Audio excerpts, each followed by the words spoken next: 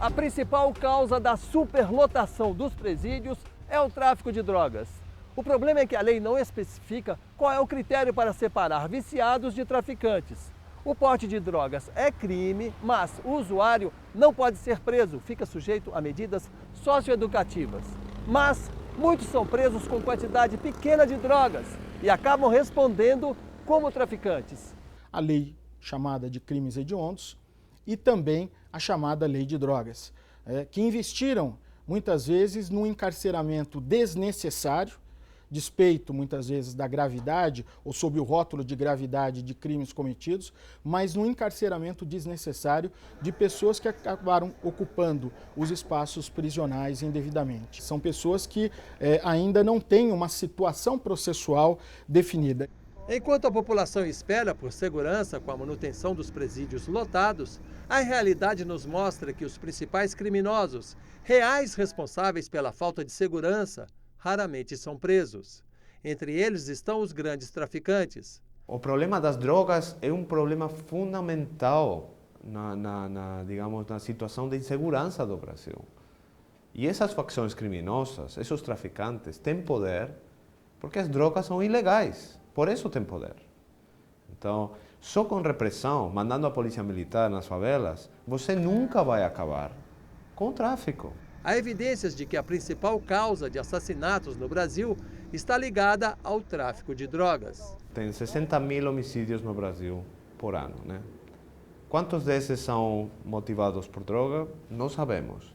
Mas o que eu sei é que em Niterói, em São Gonçalo, que são dois municípios perto do Rio de Janeiro, teve 480 homicídios em 2014 e 400 estavam relacionados com droga, segundo o chefe da delegacia de homicídios, que falei com ele, né, para a pesquisa atual que estou fazendo. O Estado perdeu a guerra contra as drogas. O Estado não consegue mais apresentar uma política de segurança pública que possa dar um basta na relação do jovem com a droga e com o tráfico. Uma boa parte desse elevado número de homicídios do Brasil decorre da chamada guerra contra as drogas. Porque nesse confronto com a polícia se morre, e se morre também muitas vezes em confrontos entre os próprios traficantes, na briga por espaço ou na briga por mercado. Não há dúvidas de que a política de combate às drogas no Brasil não é eficiente. Perdemos essa guerra. Uma das opções para tentarmos diminuir o uso de drogas e os assassinatos que envolvem esse universo, além de reduzir vertiginosamente o número de detentos, seria adotar medidas como em países que descriminalizaram algumas drogas, Portugal e Uruguai, por exemplo. Os recursos que eram usados em processos e prisões de dependentes químicos agora são investidos em programas de tratamento dos viciados.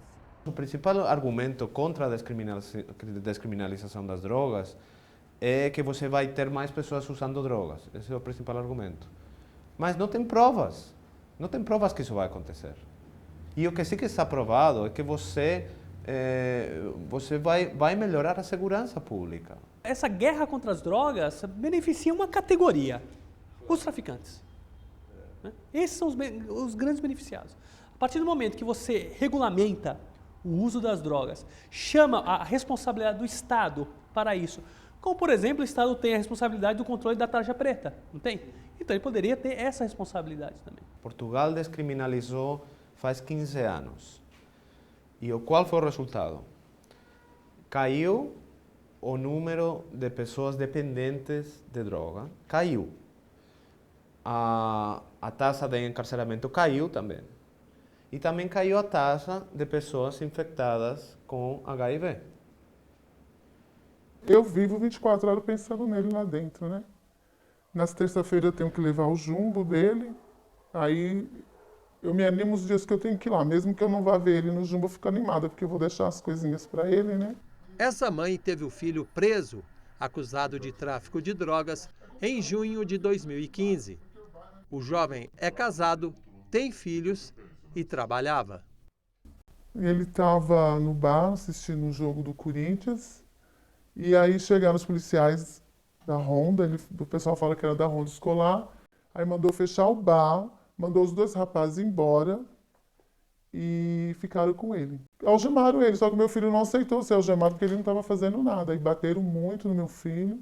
E aí começaram a chegar os vizinhos, falar que ele foi forjado. O filho dela contou que, quando chegou à delegacia, recebeu uma proposta de suborno. Eu não estou bem certa se foi o delegado ou se foi os policiais que pediram R$2.000 para ele. Ele falou que não tinha. Aí ele falou que simplesmente ficou sabendo lá dentro que tinha droga e assinou.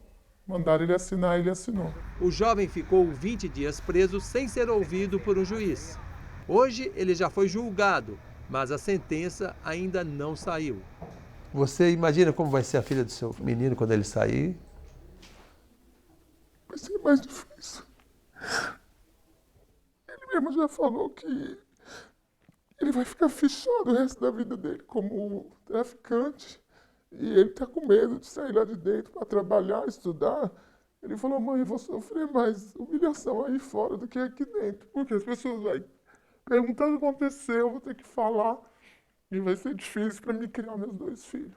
Além de a detenção preventiva ser questionada em muitos casos, o custo dela é muito alto.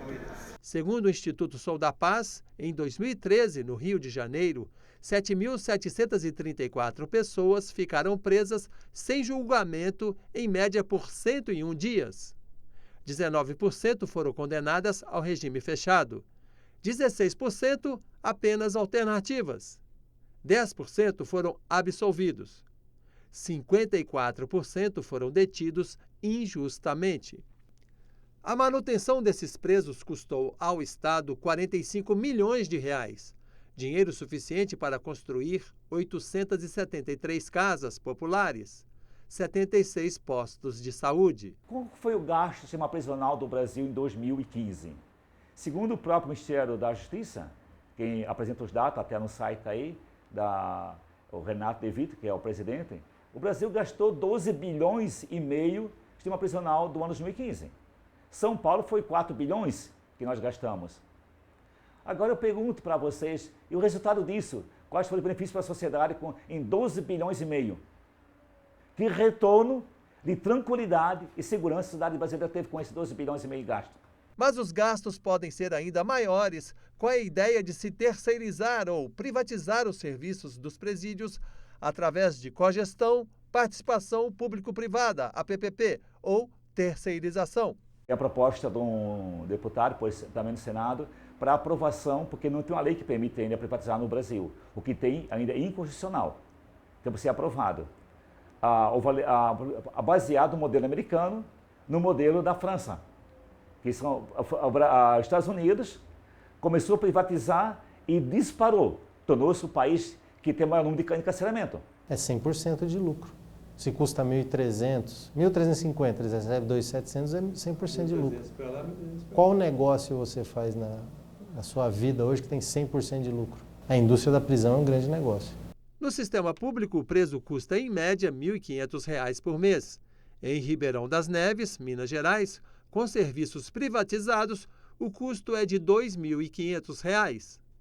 Um dos motivos que levaram à alta da violência em Pedrinhas, no Maranhão, foi a terceirização dos serviços.